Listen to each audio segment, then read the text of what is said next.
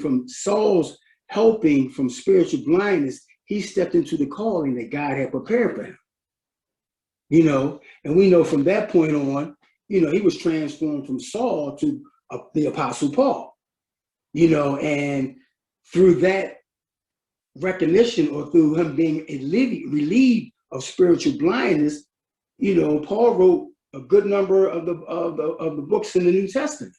You know what I mean? So, that was a great, because that wreaked havoc, because of what happened then, that was a great benefit to our spiritual lives, because he had that blind spot removed. It was exposed to him, but he had no idea what he was doing was not what God would have for him to do, because we know God is in control of everything, and he was relentless about persecuting Christians. You know what I mean? So, there's some lessons to be learned about the blind spots.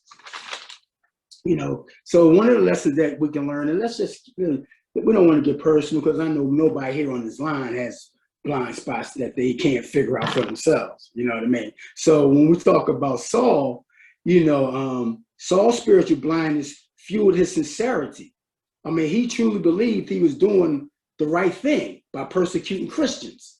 You know what I mean? And weeding, so often our blind spots are also connected to misguided intentions. For example, nagging wife, or, parents hovering over you when they need to let go. Our actions may actually be doing more harm than good.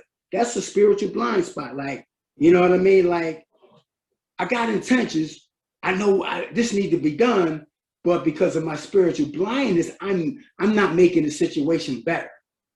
You know what I mean? So, I mean, that's something that, we overlook when we think that we're going to make the situation better. And in hindsight, we kind of like make it worse than what it already is. And then, with Saul, he needed God's help to see his blind spot.